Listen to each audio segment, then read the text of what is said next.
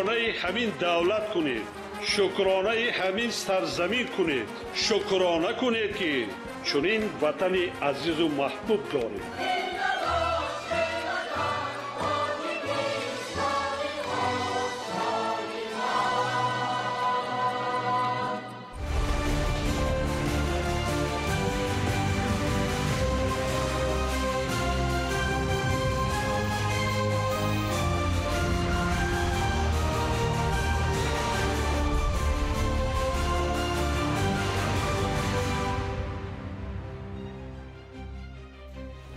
ассалому алайкум бинандаҳои гиромӣ.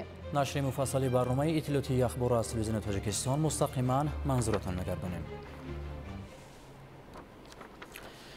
бинандагони гиромӣ, таваҷҷӯҳ намоед ба паёми шодбошии президенти ҷумҳурии тоҷикистон пешвои миллат муҳтарам Эмомалӣ Раҳмон ба муносибати рӯзи ҷавонони тоҷикистон.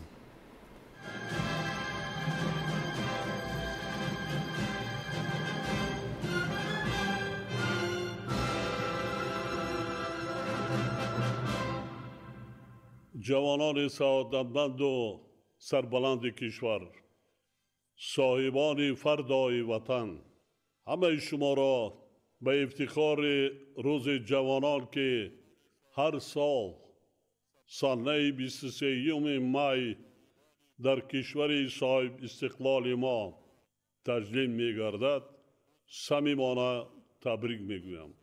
با هر یکی شما پیش از همه سلامتی و خوشبختی و در جاده مقدس وطنسازی و وطنداری عزم و اراده قوی آرزو می نمایم.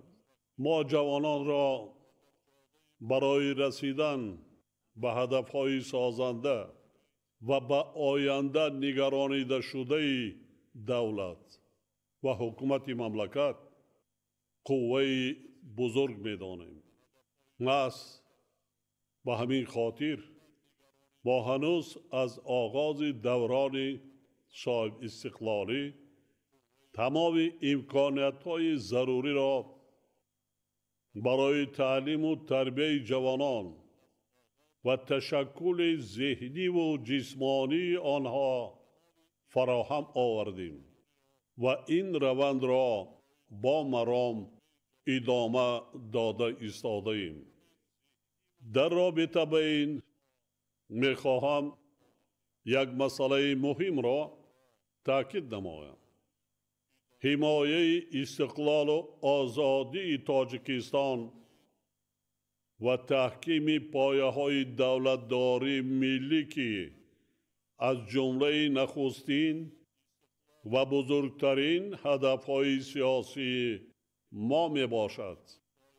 امروز و در آینده نیز از فعالیت وطن دوستانه جوانان وابستگی به واسطه دارد. با قناعتمندی و افتخار ابراز می دارم که جوانان با ننگ و ناموس تاجیک در دشوارترین شرایط و لحظه ها برای حفظ استقلال دولتی، برقرار سازی حاکمیت کنستانی، تامین نمودن صلح و ثبات و وحدت ملی سهم بزرگ داشتند. امروزها نیز جوانان دلیر و وطن دوست تاجیک به خاطر حفظ امنیت دولت و جامعه، ثبات و آرامی، تحکیم اقتدار مدافعوی مملکت و حمایه زندگی آسوده مردم تاجیک در صفهای قوه‌های مسلح و مقامات حفظ حقوق کشور صادقانه خدمت کرده ایستادند. جوانان ما امروزها در تمام شاخه‌های حیات دولت و جامعه علم و معارف، تندرستی و فرهنگ، آموختن و استفاده تکنیک و تکنولوژی های پیشرفته، صاحبکاری و صناعت، کشاورزی و انرژتیکا و خدمت دولتی فعالیت نظررس دارند. سعی و تلاش آنها همچنین برای رشد ورزش همچون عامل مهمترین پیشبرد طرز حیات سالم و در عرصه بین المللی به طور شایسته معرفی کردن تاجیکستان عزیزمان قابل تحسین می باشد. حکومت مملکت برای حل مسئله های وابسته به تربیت، تحصیل، کار و فعالیت و استراحت و فراغت جوانان، یعنی فراهم آوردن شرایط زندگی شایسته برای آنها، تمام اقدامات ضروری را عملی گردانیده ایستاده است. از جمله توسط قبول و عملی نمودن قانونها در سمت کار با جوانان و ورزش، تطبیق ثمرناک استراتژی سیاست دولتی جوانان برای دوره تا سال 2030 و برنامه‌های دولتی در سمت کار با جوانان و ورزش، زمینه‌های تشکیلی و حقوقی رشد ساحه فراهم گردیدند.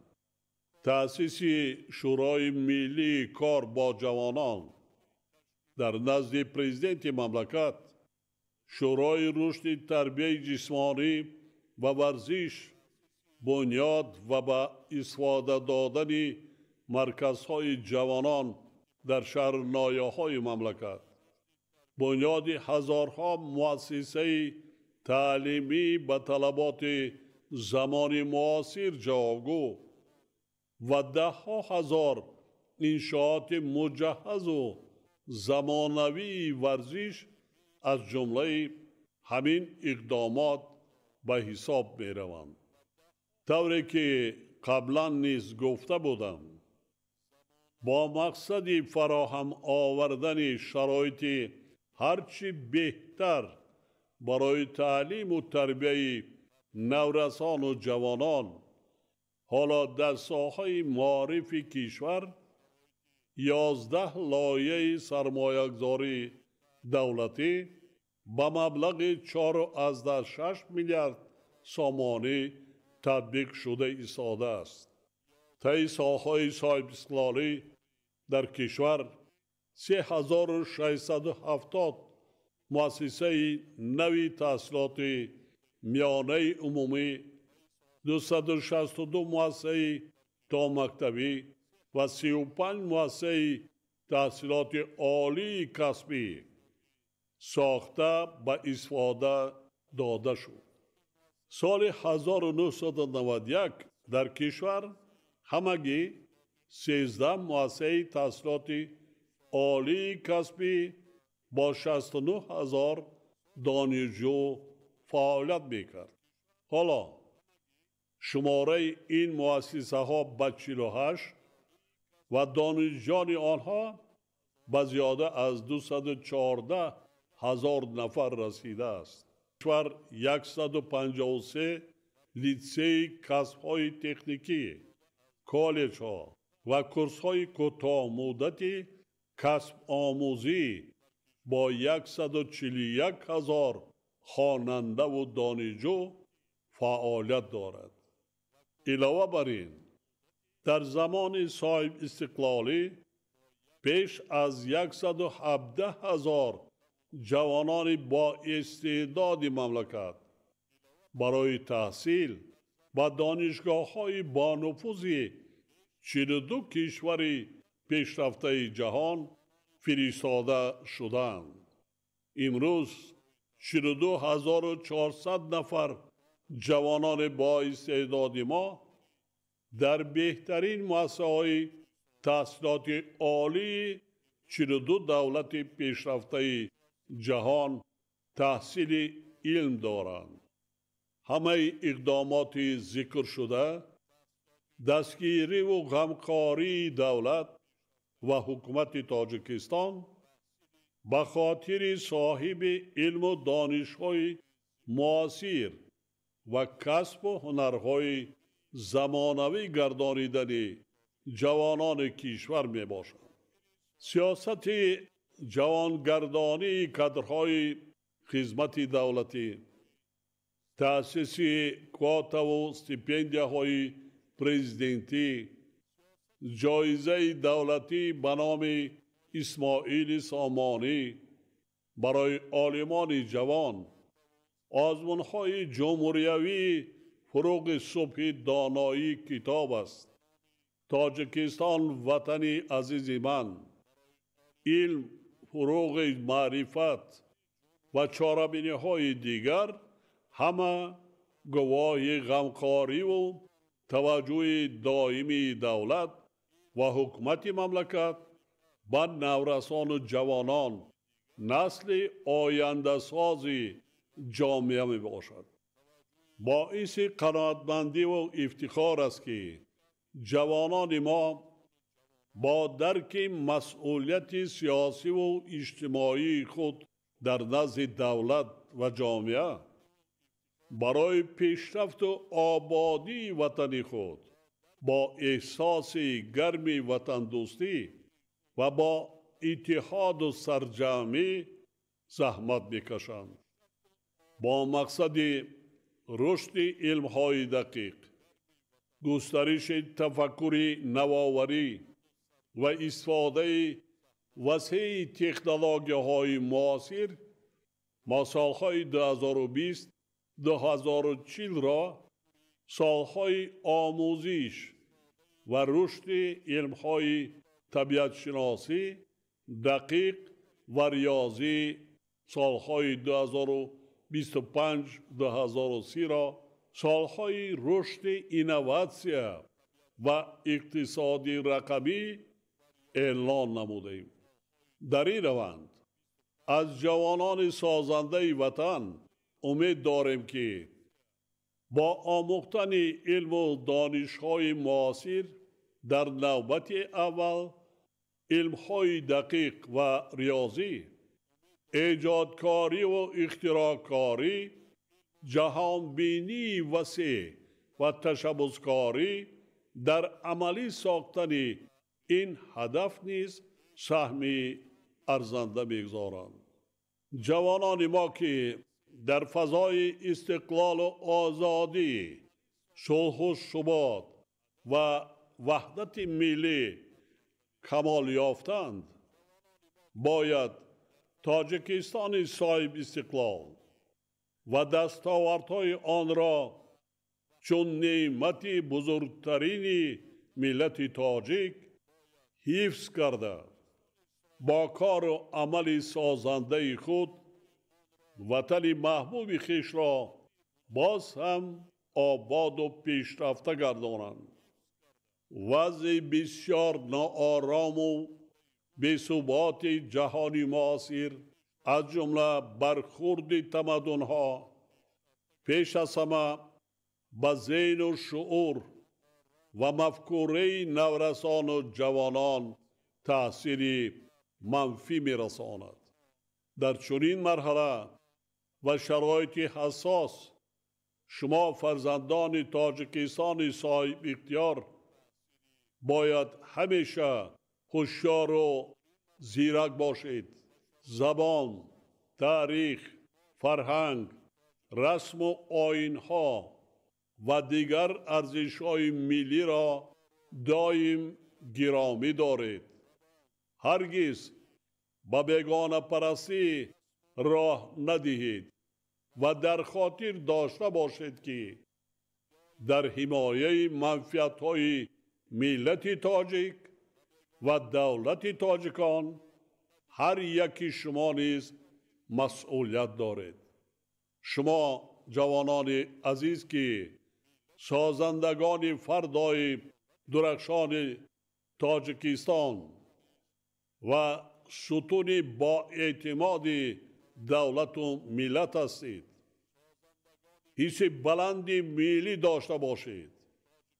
وطن محبوب خود را صدقاً دوست دارید. آن را صادقانه حفظ نمایید و افتخار نمایید که فرزندان یکی از ملت‌های باستانی و صاحب فرهنگ و تمدن سازی دنیا هستید. من با عقل و ذکاوت، خودآگاهی و خودشناسی، دلیری و شجاعت، غیرت و متانت و نیروی ذهنی و جسمانی شما فرزندان دوران استقلال تاجیکستان اعتماد کامل دارم. باور دارم که شما عنعنه‌های وطن دوستی و وطنداری و سازندگی و بنیادکاری خلق ما را ادامه بخشیده تاجیکستان عزیزمان را آباد و پیشرفته می‌گردانید و آبروی آن را در عرصه بین المللی باز هم بلند می‌بردارید.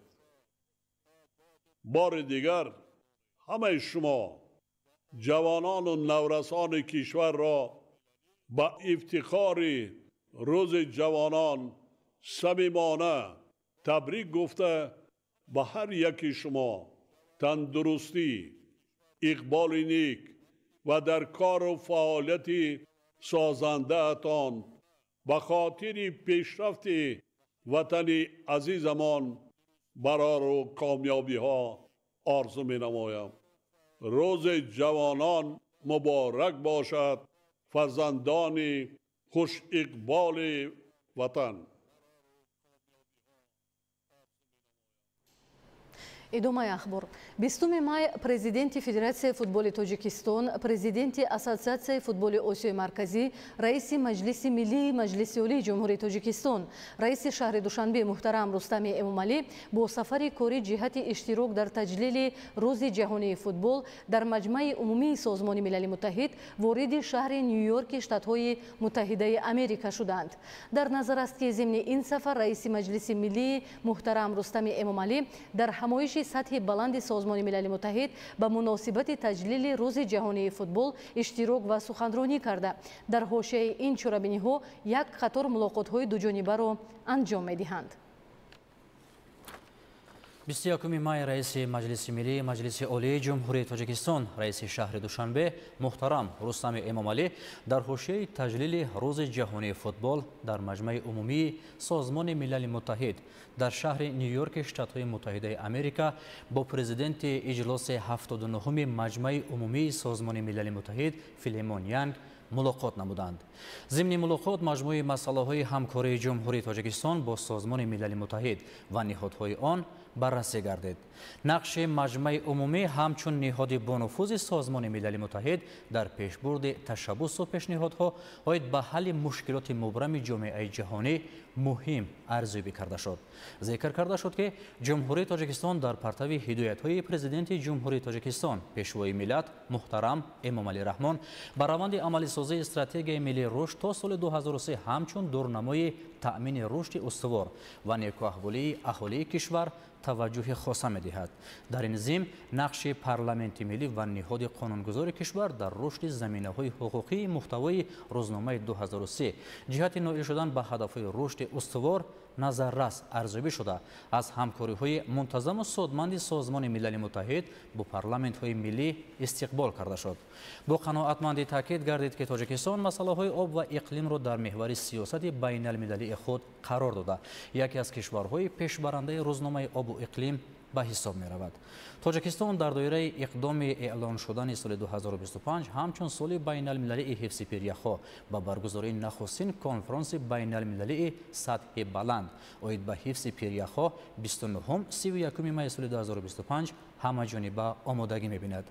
جانب‌ها ضمن ملاقات اوید به وضع امروزه مرکب سیاسی جهان، پنجشنبه جنایت‌های فراملی و چالش‌های اساسی امنیتی جهانی معاصر، از جمله مسائل برقرار گردیدن صلح استوار، ثبات پایدار و رشد اقتصادی و اجتماعی افغانستان تبادل اندیشه کردند. در فرجام واخور جانب‌ها اندیشه‌های خود را اوید به اهمیت تجلیل روز جهانی فوتبال در سطح مجمع عمومی برای کشورهای عضو سازمان ابراز نموده اظهار باوری کردند که این اقدام عامل تکانبخش رشد فوتبال و ورزش در سراسر عالم خواهد شد. محترم رستم امامعلی با محترم فیلیمون ینگ برای دستگیری پیوسته در روند تطبیق قطعنامه مجمع عمومی سازمان ملل متحد درباره اعلام داشتن 25 می روز جهانی فوتبال اظهار سپاس نمودند. 21 مای رئیس مجلس ملی مجلس عالی جمهوری تاجیکستان رئیس شهر دوشنبه محترم رستم امامعلی در حوزه چرابینی‌های هفته فوتبال مجمع عمومی سازمان ملل متحد در شهر نیویورک شتات‌های متحده آمریکا با دبیر کل سازمان ملل متحد آنتونیو گوترش ملاقات کردند.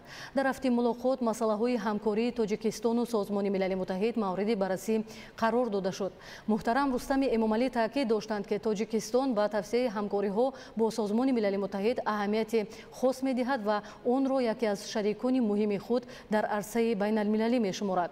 ضمن واخوری رئیس مجلس ملی مجلس عالی جمهوری تاجیکستان محترم رستم امامعلی از حالت همکاری‌های روزافزون سازمان ملل متحد با پارلمانت‌های ملی اظهار قناعتمندی نموده دایر به سهم مقامات قانونگذاری کشور از جمله پالاتای بالایی آن در عملی‌سازی عهده‌داری‌های بین المللی تطبیق وظیفه‌های استراتژی ملی رشد تاجیکستان برای دوره تا سال 2030 که بر روزنامه 2030 و هدف‌های رشد استوار مطابق شدند ابراز نظر کردند.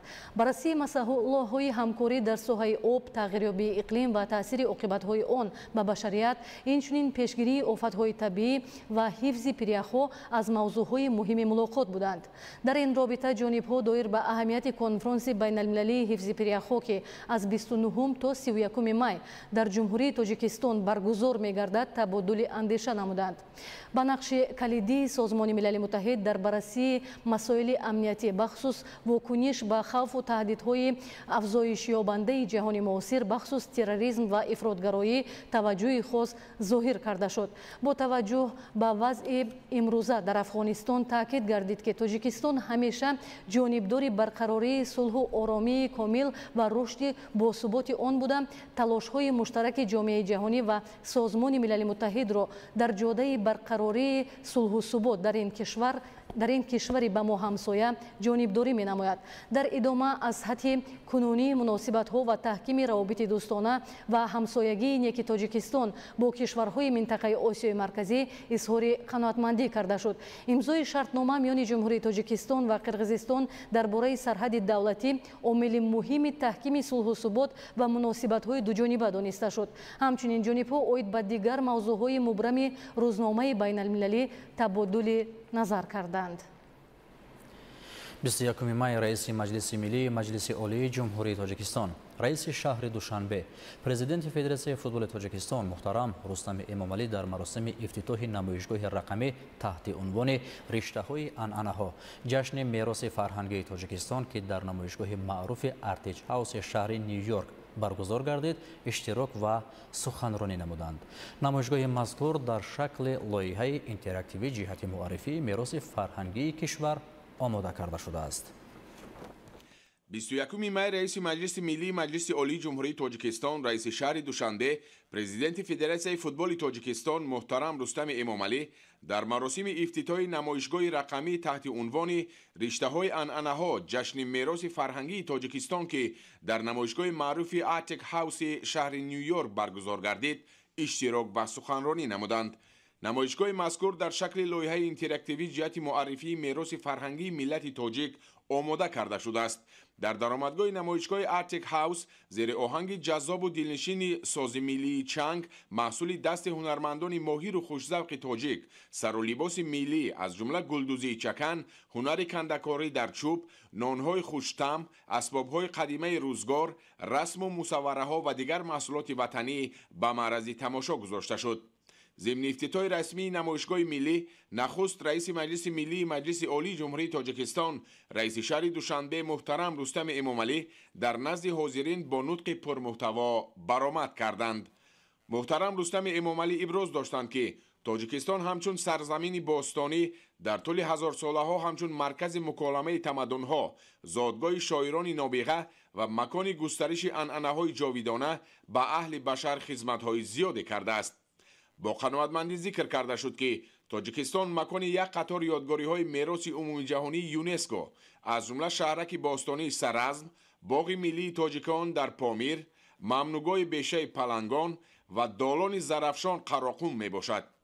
در نتیجه تطبیق سیاست فرهنگ پرورانه دولت و حکومت مملکت، سالهای آخر یک قطار عنعنه‌های ارزشمند ملت ما از قبیل هنر گلدوزی چکن، موسیقی فلک، سازی رباب، عنعنه‌های بافتن اطلس و ادرس، جشن‌های سده و مهرگان از جانب یونسکو همچون میراث غیرمادی بشریت اعتراف گردیدند.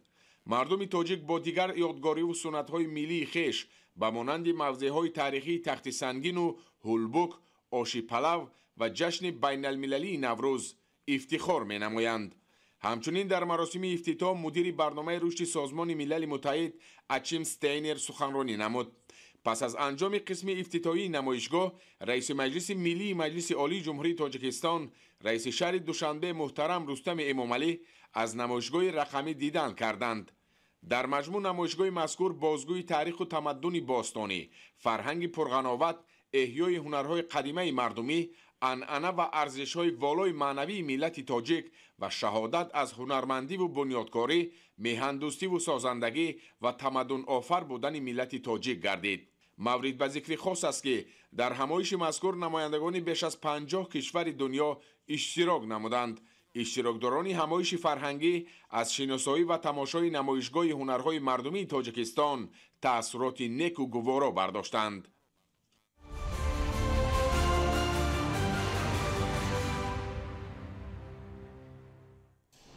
امروز تحت ریاست رئیس مجلس نمایندگان مجلس عالی جمهوری تاجیکستان فیضعلی ایدیزاده جلسه نوبتی اجلاسیه یکم مجلس نمایندگان مجلس عالی جمهوری تاجیکستان دعوت هفتم برگزار گردید. در اجلاسیه شرطنامه بین جمهوری تاجیکستان، جمهوری قرغیزستان و جمهوری ازبکستان درباره نقطه پیوستشوی سرحدهای دولتی سه دولت، مکتوب سازشنامه، تغییرات رقم 1 به سازشنامه اوید به مبلغگذاری، کمک تکنیکی برای مبلغگذاری لایحه نیروگاه برق آبی راغون بین جمهوری تاجیکستان و اساسیاسیون بین المللی رشد، لایحه قرار مجلس نمایندگان مجلس عالی جمهوری تاجیکستان اوید به تصدیق نمودن فرمان پرزیدنت جمهوری تاجیکستان درباره معاون رئیس بانک ملی تاجیکستان تعیین نمودن مراد علیزاده دلیر بررسی گردید. اینچنین در اجلاسیه لایحه قانون جمهوری تاجیکستان اوید به وارد نمودن تغییرات و علاوه به قانون جمهوری تاجیکستان درباره بی‌خطری رادیاسیونی، لایحه قانون جمهوری تاجیکستان درباره وارد نمودن تغییر و علاوه ها به کدکس منزل جمهوری تاجیکستان مورد محاکمه قرار گرفته از روی همه مسئله های بررسی شده قرارهای دخلدار قبول کرده شدند. امروز اهل سیاره با روند تغییریابی اقلیم مواجه شده است. با مقصد حفظ همگونه ارزش‌های احاطه شده حیات انسانی، ساکنان سیاره را ضرور است که تمام روندهای فعالیت و زندگی روزمره را با دگرگونشوی اقلیم مطابق ساخته برای خود و اطرافیان زندگی شایسته و بخطر را تامین نمایند. وابسته با پیامدهای تغییریابی اقلیم، دلشاد حکیمزاده گزارش می‌دهد. تغییریابی اقلیم توجه اهل سیاره را به خود جلب نموده است، زیرا آن به تمام موجودات از قبیل انسان، آب و هوا، نباتات و حیوانات تاثیر عمیق خود را می‌گذارد. مثلا در نتیجه تغییریابی اقلیم ذخیره‌های آبی کاهش یافته، پیریخ‌ها با سرعت بلند آب می‌شوند که در نتیجه خشکشوی میدان کشت وسیع و حاصلناکی زراعت کشاورزی کم می‌گردد. چون این حالت طبیعی اگر پیشگیری کرده نشود، اقتصادیات جهان را به بحران گرفتار نموده به آرامش اهل سیاره خلل وارد می‌سازد. یعنی در نتیجه عوض شوی حرارت هوا، نارسایی آب و غذا در بازار استعمال اوج گرفته، فشنگ‌های اجتماعی را در جهان به وجود می‌آورد. این مسئله зери таваҷҷуҳи пайвастаи президенти ҷумҳурии Тоҷикистон пешвои миллат муҳтарам Эмомалӣ Раҳмон қарор дошта, вобаста ба ташаббусҳояшон ки марбут ба ҳалли масъалаҳои обу иқлим мебошад, аз ҷониби Ассамблеяи Генералии Созмони Милали Муттаҳид бо ҷонибдории аксарияти давлатҳои ҷаҳон 5 қарордоди муҳим қабул гардид. Масалан, соли 2003 соли байналмилалии оби тоза, солҳои 2005-2015 10-солаи байналмилалии амал об барои ҳаёт, соли 2013 соли байналмилалии ҳамкорӣ дар соҳаи об, солҳои 2018-2028 10-солаи байналмилалии амал об барои рушди устувор, соли 2025 соли байналмилалии ҳифзи пиряхҳо.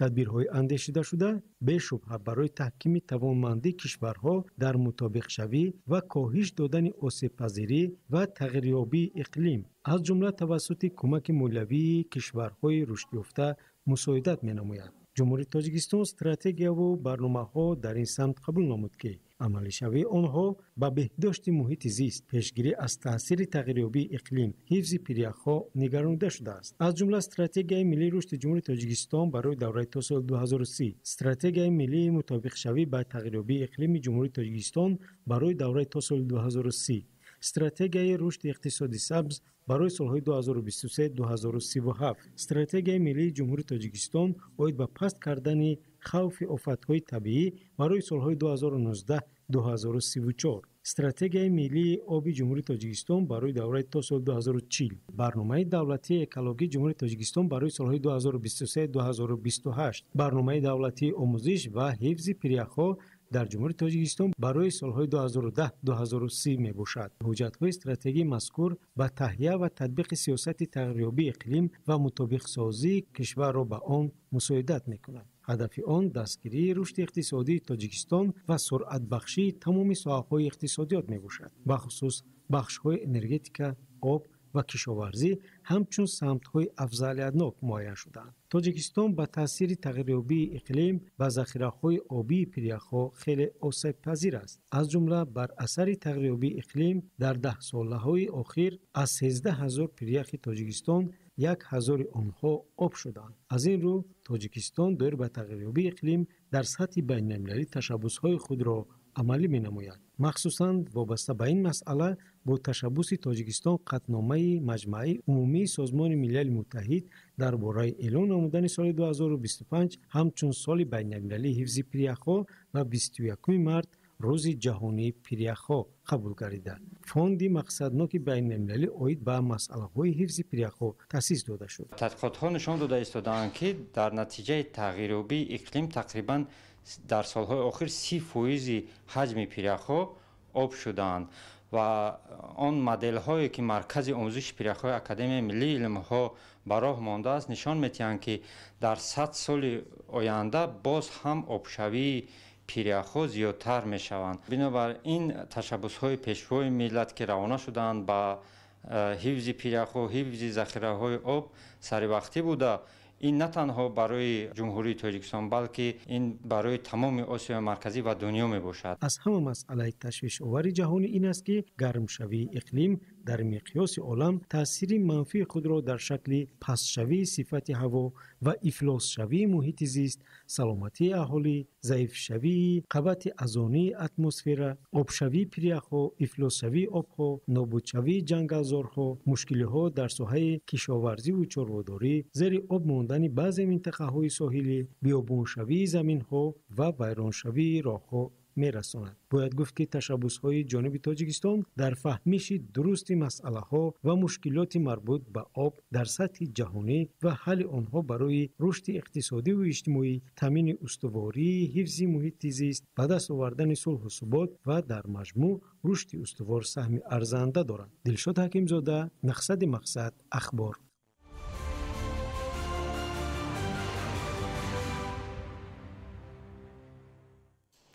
табодули таҷриба, омӯзиши дастовардҳои соҳавӣ ва асос ба густариши бештари равобити тарафайн.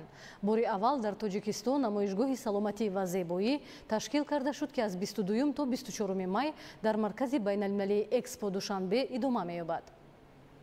Interhealth and Beauty Tajikistan намоишгоҳи байналмилалии зебоӣ ва саломатӣ дар шаҳри Душанбе аз ҷониби палатаи савдо ва саноати ҷумҳурии Тоҷикистон бо дастгирии ҳукумати ҷумҳурии Тоҷикистон роҳандозӣ гардида. Дар он бештар аз 50 ширкати истеҳсолкунандагони маводи ороишиву тиббӣ ширкат доранд. Намоишгоҳ таҳти унвони зебоӣ ва саломатии бори нахуст ташкил гардида дар доираи он хизматрасониҳои муосири самти ороишот, маҳсулот ва таҷҳизоти тиббӣ муаррифӣ мегардад. аввалин маротиба намоишгоҳи байналмилалии молҳо ва хизматрасониҳо дар самти зебоӣ ва ороиш Interhealth and Beauty Тоҷикистон 2025 ташкил ва баргузор карда шудааст. боиси ифтихор ҳаст ки дар ин чорабинӣ имрӯз корхонаи ширкатҳои ватанӣ ки маҳз ба истеҳсолоти таҷҳизотҳои маҳсулотҳои тиббӣ, асбобу ашёҳои тиббӣ, дар маҳсулотҳои ороишӣ, косметологӣ дар инҷа фаъолият мекунанд, дар инҷа муаррифӣ карда шудагӣ ҳастанд. дар намоишгоҳ маҳсулоти нави саноати дорусозӣ ва соҳаи косметология, маҳсулоти ороишӣ ва нигоҳубини пӯсту мӯй, номгӯи маҳсулоти ғизои солим ва хидматрасонии тиббӣ ба маъраз гузошта шудааст ки ҳар як нафар дар баробари мутахассисони соҳавӣ метавонанд бо навтарин дастовардҳои соҳаи зебоӣ ва саломатӣ шинос шуда аз машваратҳои коршиносон низ баҳравар гарданд. ҷамъияти мо тасмим гирифтааст ки дар ҷумҳурии Тоҷикистон истеҳсоли таҷҳизотҳои тиббии ватаниро ба роҳ монем. дар 3 соли охире ки мо дорем фаъолият мекунем, айни ҳол мо бинои лозимаро гирифта ба сохтмони бино шурӯъ кардем ки дередер моҳи октябри соли ҷорӣ аввалин таҷҳизотҳои тиббӣ бо бренди нави умуми ҷаҳонӣ ба исми рози тиб ба роҳ монда мешавад. мо бо ширкати ҷумҳурии исломии Эрон ки худ намояндаи 9 ширкатҳои бузурги тавлидкунандаи таҷҳизоти тиббии ҷумҳурии исломии Эрон мебошад, бо ино қарордодҳои хеле бузург бастем ки дар навбати худ дар Тоҷикистон омада технологияи муосири ҷумҳурии исломии Эронро оварда дар Тоҷикистон таҷҳизоти истеҳсоли тиббии ватании ҷумҳурии Тоҷикистон ба роҳ монда мешавад. дар заминаи нахустин намоишгоҳи саломатӣ ва зебоӣ дар Тоҷикистон дар баробари ширкатҳои ватанӣ истеҳсолкунандагони ҷумҳуриҳои Ҳиндустон, Эрон, Чин, Покистон ва Узбекистон дастовардҳои соҳавии худро муаррифӣ мекунанд. мо якумин истеҳсолкунандаи заъфарон дар Тоҷикистон мебошем. маҳсулоте ки мо истеҳсол мекунем дар 7 мамлакати ҷаҳон мешавад. мо тухмаша аз Италия харидорӣ намуда истеҳсолотро ба по гузоштаем. мо дар намоишгоҳҳои байналмилалӣ иштирок карда маҳсулоти ватании худро дар дохили шаҳр ва аз шаҳр берун мехоҳем муаррифӣ кунем. бояд гуфт ки дар асоси намоишгоҳи байналмилалии зебоӣ ва саломатӣ дар шаҳри Душанбе дар гӯшаҳо имконоту намунаҳои иқтидори истеҳсолӣ инъикос ёфта, ҳамзамон барои равнақ ва баромондани ҳамкориҳои тарафайн байни истеҳсолкунандагони давлатҳои иштирокчӣ замина фароҳам омад. бо чунин асос барои таъсиси корхонаҳои муштараки саноатӣ, воридоту содироти маҳсулот ба кишварҳои ҳамдигар ва баҳри афзоиши ҳаҷми гардиши мол тавофуқот низ ба вуҷуд омад. Фахриддин Муҳаммадёсов ба Удуристан, Ахбор, нахустин намоишгоҳи байналмилалии зебоӣ ва саломатӣ.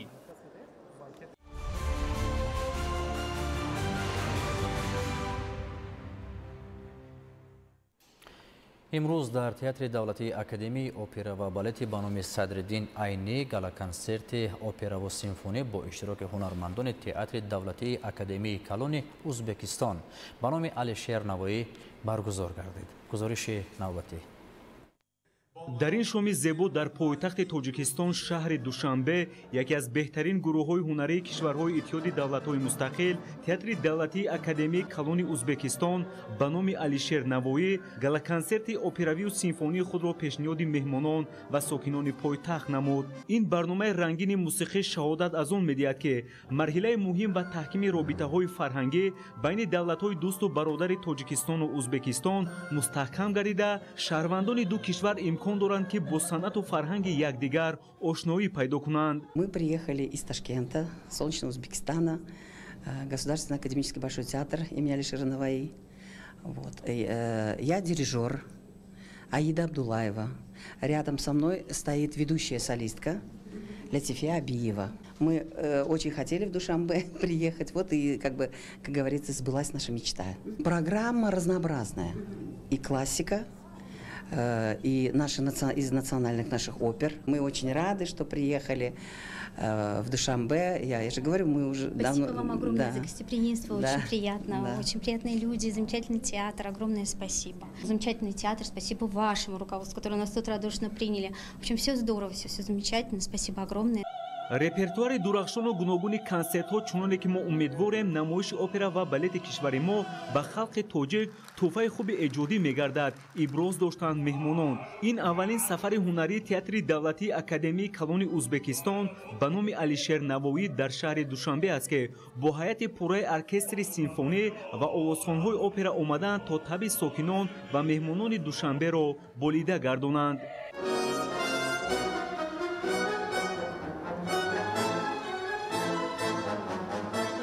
ҳайати эҷодии театри мазкур бо операҳои ҷолибу ҷаззоби худ ба сокинон ва меҳмонони шаҳри Душанбе шоми хотирмонеро ҳадия намуд. Ин галаконсерти операвию симфонии зебо 23 май низ дар театри давлатии академии опера ва балети ба номи Садриддин Айнӣ пешкаши дӯстдорони мусиқии асил мегардад.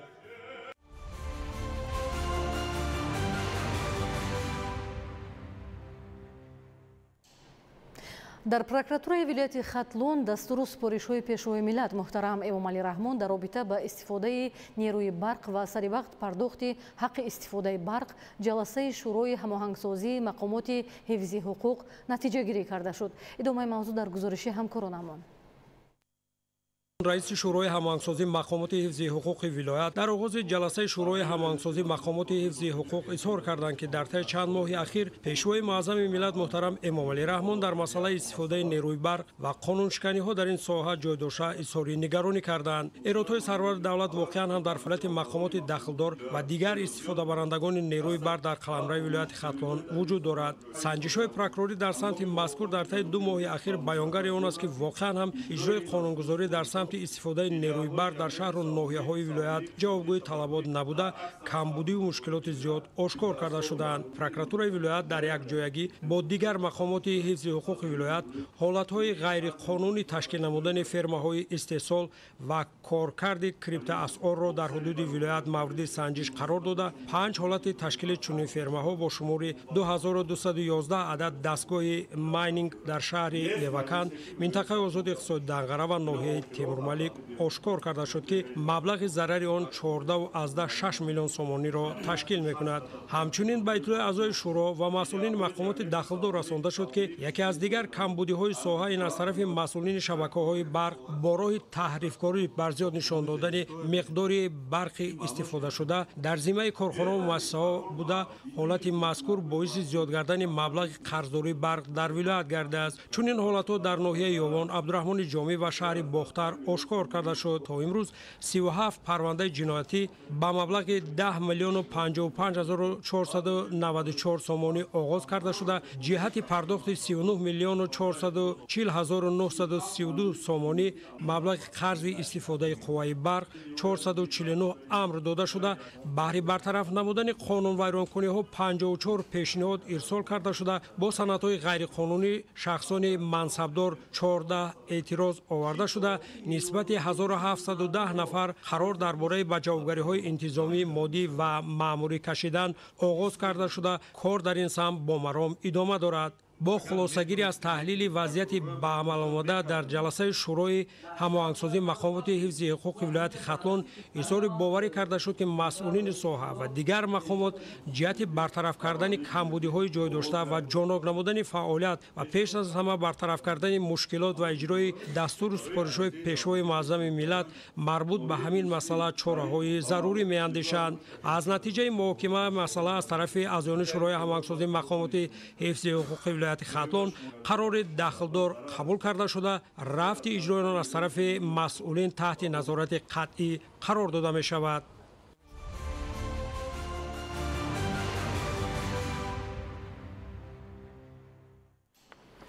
дар деҳаи сори ҷамоати деҳоти моғиёни шаҳри Панҷакент бо саҳми сокинон сохтмони симхонаҳои иловагӣ ва биноҳои ёрирасон идома дорад. ҳамкоронамон гузориш медиҳанд. در دهه‌های جماعت دهات موقعیان شهر پنجکن انعنه بنیاد سیمخانه‌های ایلوگی از جانب ساکنان بر علا به نظر می‌رسد. خصوصا سال گذشته در دهه ساری این جماعت با تشبث آموزگار سابقه‌دار رستم رجبوف و سامی اهولی به طریق حشر 6 سیمخانه ایلوگی در نزد مؤسسه تحصیلات میانه عمومی رقم 28 ساخته به استفاده دادند. اکنون خوانندگان در سیمخانه‌های برهوا و شرایط مناسب به علم آموزی و آموزگاران به فعالیت مشغول می‌باشند. سال جاری باشد ساختمان 3 سیمخانه، یک حجره کاری و بیناهای یورسان رفته ایستاده است. بعد از ساختن این سیمخانه‌ها مشکلات جای داشته در این سمت پورا برطرف می‌گردد. با گفته همدیگان آموزگار سابقه‌دار رستم رجبوف این سیمخانه‌ها را پورا از حساب مبلغ‌های ذخیروی خودش و فرزندانش بنیاد کرده ایستاده است و امروزها روند کارهای ساختمانی در دیگر انشاءات یوریرسانی مؤسسه با مرام جریان دارند. همچنین در دهه سال از جانب جوانان تشبثکار و وطندوست میدانچه ورزشی ساخته می‌شود. امروزها روند کارهای بنیادی به خاطر رشد ورزش و جلب جوانان به حیات سالم در این دهه دوردست کوهستانی مرام تازه دارد. این است که همروزه ساکنان زیاد به حشر برآمده برای هر چیز زودتر به استفاده دادن آن کوشش نموده ایستادند. با پیروی تشبث جناب عالی محترم امام رحمان ما کلی ساکنان دهه سوار تصمیم گرفتیم که در دهه یک ورزشگاه زمانوی بنیاد نماییم که این ورزشگاه آینده برای تمام همین ساکنان دهه خدمت نماید. پیر و جوان می توانند که آمده در همینجا با ورزش مشغول شوند و آینده خود را سالم نگاه دارند. در دهه غزنی بالا باشد میدانچه ورزشی زمانه‌ای بنیاد گردیده است و طفلان و نورسان دهه در اینجا با شادی و نشاط مشغول بازی‌اند و در دنیای طفلی خود اندرمان شادی و سرور ایام بی‌غمی. در بنیاد این انشاءات ورزشی نیز سهم جوانان و ساکنان دهه نظررس میباشد. ساکنان منطقه در جاده کشاورزی نیز نشاندادهای چشمرس را نایل گردیده در تامین بازار استعمالی نقش خود را میگذارند. اقلیم معتدل منطقه با آن مساعدت میکند که کشاورزان در زمین‌های خود کارتوشکای خوش‌صفت پرورش و استحصال کنند. دهقانان منطقه در همه شکل‌های خواجگی‌داری در میدان 160 هکتار کارتوشکا کیش نمودنی‌اند. فعلا در مساحت 140 هکتار زمین این زراعت سرطلب کیش کرده شده. دهقانان عزم دارند با استفاده فرصت و خریداری تخمی‌های خوش‌صفت و سرحاصل در میدان باقی مانده کارهای کشاورزی را به انجام رسانند. دلیری بازار، شهباز قربانزاده، شهر پنجکن، اخبار.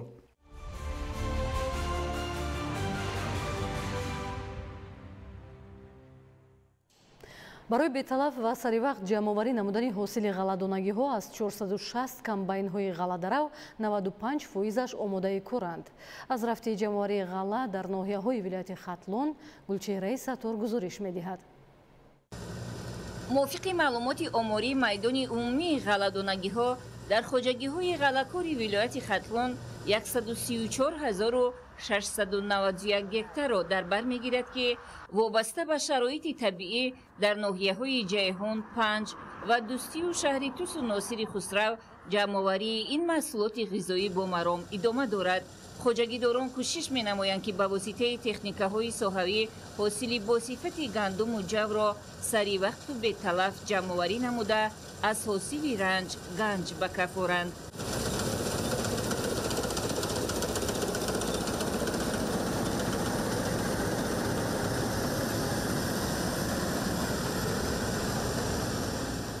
имсол кишоварзони заҳматписанди ноҳияи панҷ дар 6203 гектар замин ғалладонагӣ кишт намуданд ки аз ин 5355 гектарашро гандум ва 769 гектари дигарро ҷав ташкил медиҳад. деҳқонони соҳибтаҷрибаи ноҳияи ҷайҳун имсол майдони кишти зироатҳоро ба 17135 гектар расониданд ки 1909 гектарашро гандум ташкил медиҳад. хушаҳои пурбори гандум аз фаровонии рӯзгори мардум дарак медиҳад. дар ин ноҳияи иқлимаш гарм хоҷагидорони ботаҷриба баъди ҷамъоварии ҳосили фаровони гандум дар кишти такрорӣ зироати гуногунро кишт намуда аз ҳисоби самараноку оқилона истифода бурдани ҳар қитъа замин ва истеҳсоли маҳсулоти босифати ватанӣ аввалан эҳтиёҷоти аҳли хонавода баъдан бозорҳои истеъмолиро таъмин намуда дар пиёда сохтани яке аз ҳадафҳои асосии ҳукумати ҷумҳурӣ таъмини амнияти ғизоӣ саҳм мегузоранд. امروز صحراهای ناحیه به میدان کارزاری حقیقی تبدیل یافته و کشاورزانش تلاش می‌نمایند که از نوهای بهترین تخمی غله‌دانگی‌ها حاصل فراوان و باصفت به دست آورده در وضع امروزی اقتصادی هر یک عائله بی‌ملال برای 2 سال ذخیره کافی محصولات داشته باشند. در میدان 2100 گکتار کشتی گندم گذرانیده شدگی است، 202 گکتار کشتی جو.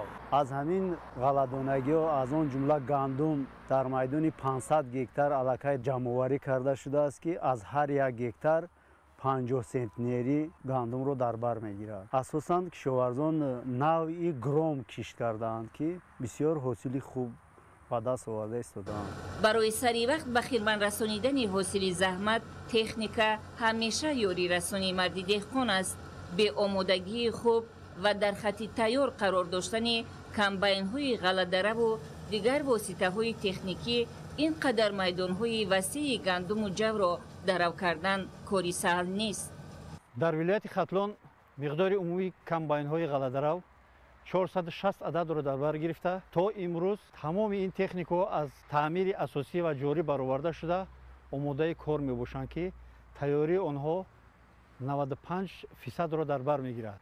جمع‌آوری غله‌دانگی‌ها امروزها در شهر ناحیه‌های شهر توز، ناحیه ناصری خسرو، قبادیان، ناحیه 5 جیهون و دوستی آغاز گردیده است که در این شهر ناحیه‌ها کمباین های غله‌دره در میدان ها کار کرده ایستادند. هر یک دقیقه و ساعت برای خواجگیداران مهم است، زیرا در مهلت معین به اجرا رسانیدن کارهای صحرایی به پیشرفت و بلند برداشتن نشاندادهای استحصالی زمینه میگذارد.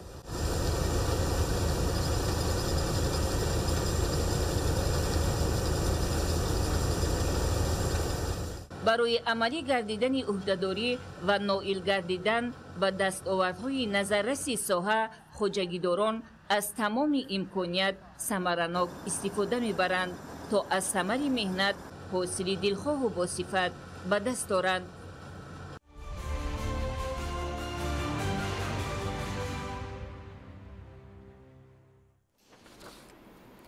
در ناحیه باباجان غفور جمع‌آوری سبزی و کارتوشکای بروقتی آغاز شد. کشاورزان بعد جمع‌آوری سبزیجات بروقتی تکراراً دیگر نمود زراعت کش می‌نمایند. گزارش عبدالوهاب عبدالستار و الیاس باباجان. در ناحیه باباجان غفورов масоҳати кишти зироати кишоварзӣ аз қабили ғалладонагии пахта, картошка, сабзавот ва полезӣ бештар аз 20 000 гектарро ташкил медиҳад. аз ин нишондиҳанда қариб 3500 гектараш ба кишоварзони ҷамъияти саҳомии кушодаи ба номи Саидхоҷа Урунхоҷаев мансуб аст. кишоварзони ҷамъият имсол дар ин масоҳат кишту парвариши ғалладонагии пахта, шолии сабзавот ва полезиро ба роҳ монда бо таваҷҷӯҳ ба таъкидҳои доимии сарвари давлат муҳтарам Эмомалӣ Раҳмон ки замин бояд самараноку оқилона истифода шавад, барои ба даст овардани ҳосили дилхоҳ пайваста заҳмат мекашанд. инак дар даҳаи сеюми моҳи май кишоварзони ҷамъият ба ҷамъоварии сабзӣ ва картошкаи барвақтӣ оғоз карданд. рӯзҳои наздик ҷамъоварии пиёз ҳам шурӯъ мешавад. بعد از جمع‌آوری سبزیجات بروقتی در حدود خواجگی کشتی تکراری زراعت‌های کشاورزی به مانند زراعت‌های لوبیا دانگی، جوار مکه برای دام گذرانده میشد که این هم برای گرفتن از یک قطعه زمین 2-3 حاصل مساعدت می‌نماید. дар ҷамъияти саҳомии кушодаи ба номи Саидхоҷа Урунхоҷаев кишту парвариши зироат дар шароити гармхона низ қобили ситоиш аст. дар ин ҷамъият аз соли 2011 инҷониб бо саҳми хоҷагидорон наздики 40 гармхонаи анъанавӣ бунёд гардида, дар онҳо кишту парвариши зироати гуногун ба таври васеъ роҳандозӣ гардидааст ва ҳамасола деҳқонон бо истифода аз таҷрибаи пешқадам ва риояи қоидаҳои агротехникӣ ҳосили фаровон ҷамъоварӣ намуда дар таъмини амнияти озуқаворӣ саҳми назаррас мегузоранд. ما در مساحت 80 سوتق گرمخانه بنیاد کردیم، 30 سوتقش بازاریم، 50 سوتقش پمیدور. ما میخواهیم بازار فراوان شود، زندگی ما خوب میشد. این خدا ما زمین رو ما ثمرانه استفاده میبریم.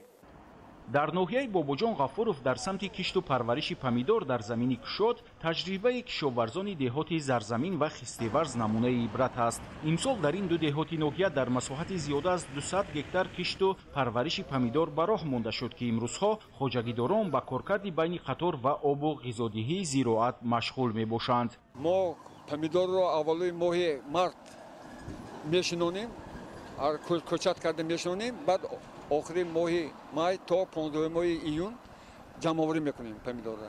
аз 1 гектар замин умуман то 60 тонн 80 тонн помидор истеҳсол мекунем. помидору бодиринг, боимҷону қаламфур, сабзию картошка, сирпиёз, зардолу, гелос ва дигар намуди сабзавоту меваҷот маҳсули заҳмати деҳқонони ноҳия мебошад ки имрӯзҳо дар бозорҳои вилояти Соғд ба фурӯш гузошта шудааст. маврид ба таъкид аст ки деҳқонони ноҳияи Бобоҷон Ғафуров аз таъминкунандагони асосии бозорҳои шаҳру ноҳияҳои вилояти Соғд бо маҳсулоти кишоварзӣ ба ҳисоб мераванд. ҳамзамон маҳсулоти истеҳсолкардаи кишоварзон ба бозорҳои шаҳри Душанбе низ интиқол дода мешавад. абдуваҳоби абдусаттор, Илиёс Бобоҷон, ноҳияи Бобоҷон Ғафуров, ахбор.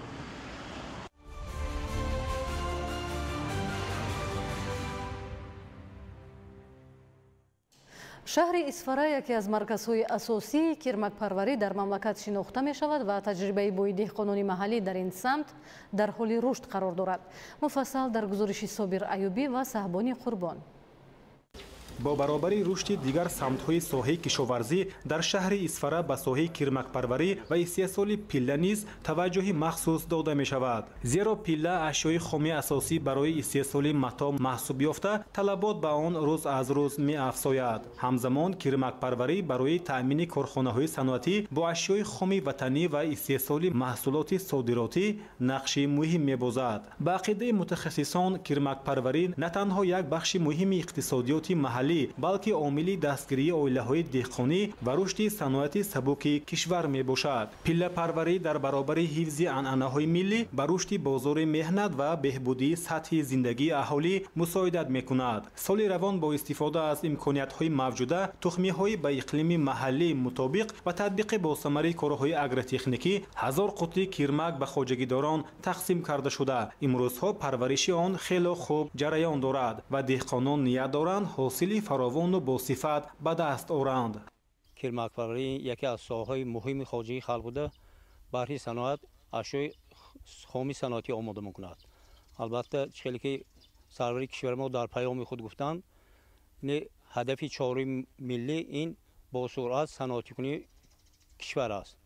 албатта мана мо ҳозир кирмакпарварон ҷидду ҷаҳд карданд баҳри ашёи хом омода намудан. ҳозир ҷамъияти Хонобод 120 қути кирмак гирифта 100 қути аллакай пиллаи супорда шуданд. дар 3 марҳила кирмак парвариш карда мешавад.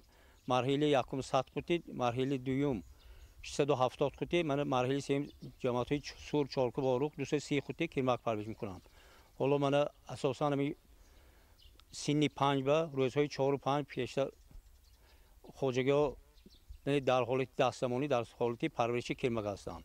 онҳо ҷидду ҷаҳд карданд ки ҳосили фаровон рӯёнанд.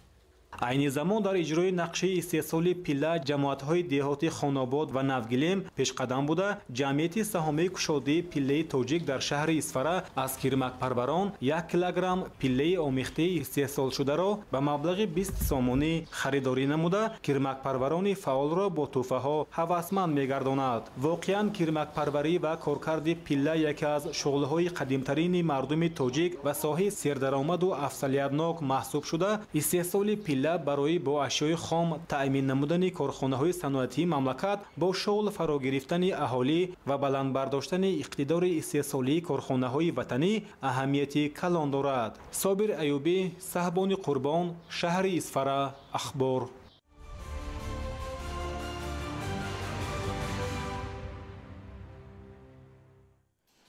дар ноҳияи Ашт кишти пахта анҷом ёфт.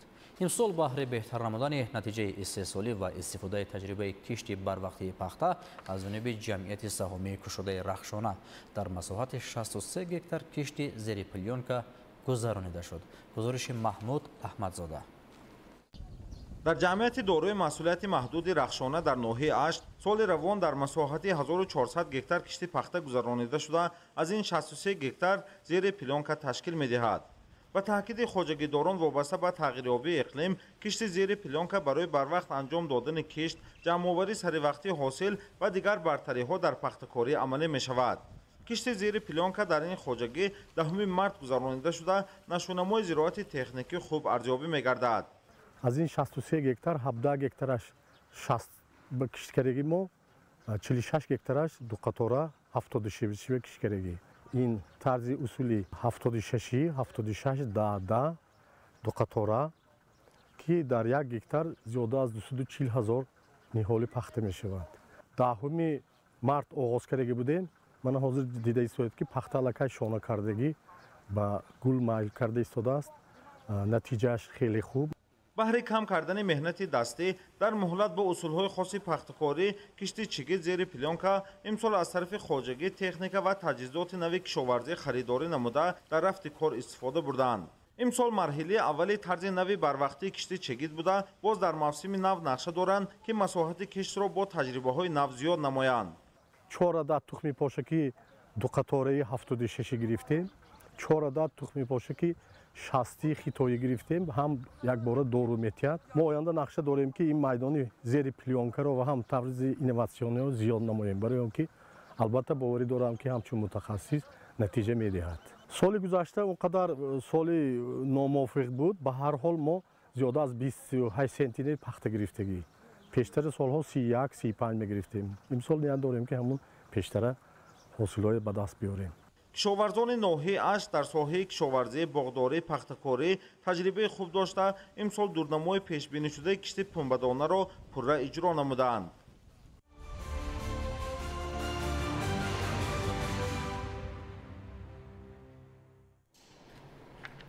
در همه شکل‌های خواجگیداری جماعت دهاتی 10 سالگی استقلالیت شهر ترسونزاده 205 گکتار پیازی барвақтӣ کشت شده بود که حالا جمع‌آوری آن ادامه دارد.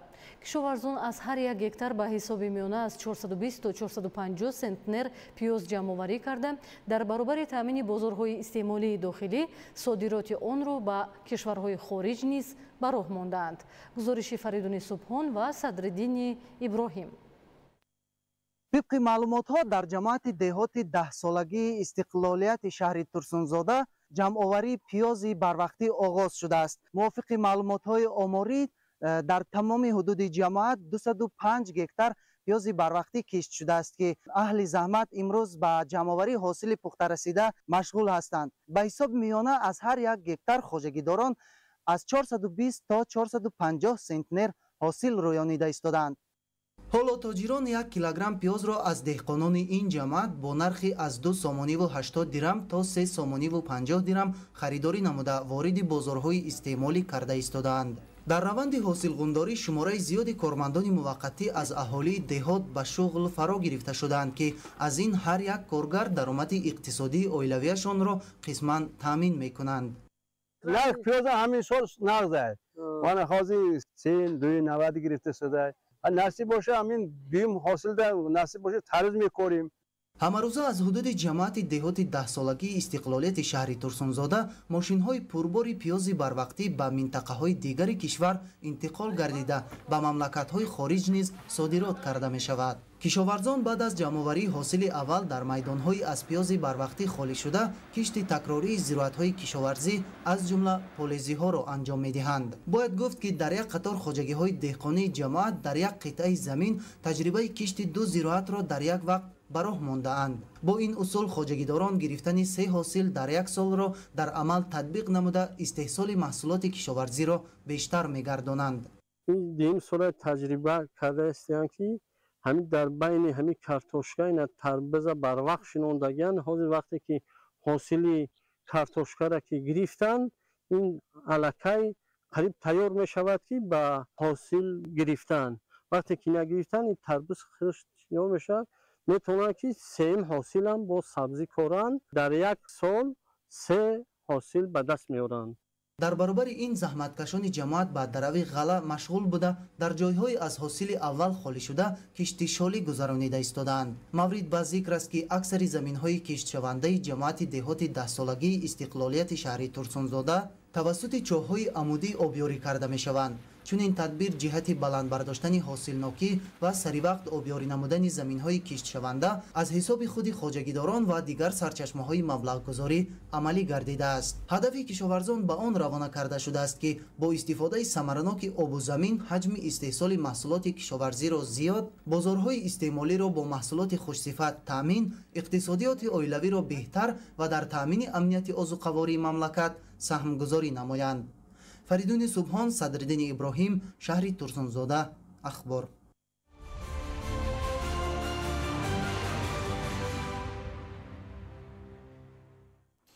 шукрулло султонов, сокини шаҳри Бухтар дар самти оҳангарӣ таҷрибаи 25 сола дорад. ҳамзамон нозукиҳои ин ҳунари миллиро ба шогирдон меомӯзонад. шарҳи бештари мавзӯъ. дар ҳақиқат ҳунари оҳангарӣ бисёр мушкил ва заҳматталаб аст. ба ҳама ин мушкилот нигоҳ накарда акаи Шукрулло зиёда аз 25 сол мешавад ки ба ҳамин ҳунари мушкили оҳангарӣ машғул будаву ба омода кардани ашёву лавозимоти зарурии хоҷагии халқ машғул аст. Шукрулло Султонов ҳамарӯза субҳи худро бо меҳнати ҳалол оғоз мекунад, то барои фарзандону наберагонаш намунаи ибрат бошад. таври худи ӯ мегӯяд, шахси ҳунарманд ҳеҷ гоҳ ба касе ва ба чизе муҳтоҷу сархам нахоҳад шуд ва ҳамеша миёни ҷомеа обрӯманду соҳибэҳтиром мегардад. ин марди ҳунар дар ҳамин коргоҳи хурди оҳангарии худ зиёда аз 10 намуди ашёи зарурии хоҷагидориро омода намудаву пешниҳоди сокинон мегардонад.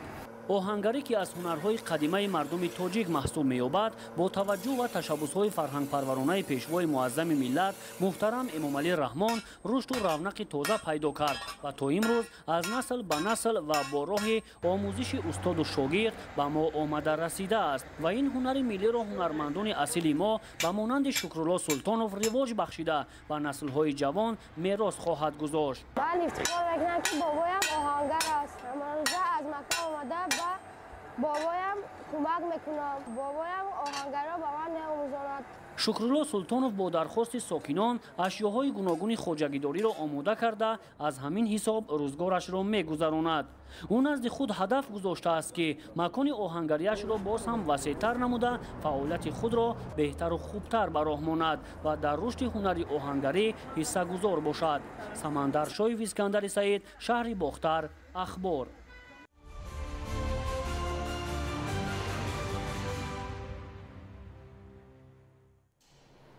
дар Академияи Миллии илмҳои Тоҷикистон озмуни ҷумҳуриявии беҳтарин тасвир дар мавзӯи пиряхҳои Тоҷикистон, зебоӣ ва ҳифзи онҳо ҷамъбаст гардид. гузориш дар ин хусус. дар Академияи Миллии илмҳои Тоҷикистон маросими ҷоизасупории ғолибони озмуни ҷумҳуриявии беҳтарин тасвир дар мавзӯи пиряхҳои Тоҷикистон, зебоӣ ва ҳифзи онҳо бахшда ба соли байналмилалии ҳифзи пиряхҳо 2025 баргузор гардид. озмун бо ибтикори Академияи Миллии илмҳои Тоҷикистон миёни наврасони аз 12 то 17 сола доир шуд. ҳадафи озмун муаррифии ташаббусҳои ҷаҳонӣ президенти ҷумҳурии Тоҷикистон пешвои миллат муҳтарам Эмомалӣ Раҳмон дар масоили обу иқлим баланд бардоштани сатҳи огоҳии ҷомеа дар бораи аҳамияти ҳифзи пиряхҳо ва ҷалби таваҷҷӯҳи наврасон ба мушкилоти он мебошад. қайд гардид ки ин озмун на танҳо маҳорат ва истеъдоди наврасонро нишон дод, балки саҳми онҳоро дар тарғиби ҳифзи пиряхҳо ва захираҳои обии Тоҷикистон инъикос менамояд. дар фарҷом ғолибони ҷойи якум бо маблағи 1000 сомонӣ, ҷойи дуюм 700 сомонӣ, ҷойи сеюм бо маблағи 500 сомонӣ мукофотпулӣ сарфароз гардонида шуданд. инчунин ҳамаи иштирокчиён бо тӯҳфаҳои хотиравӣ қадрдонӣ гардиданд. тасвирҳои пешниҳодшуда зебоии пиряхҳои Тоҷикистон, аҳамияти онҳо барои табиат ва ғояҳои ҳифзи муҳити зистро ба таври эҷодӣ инъикос намуданд.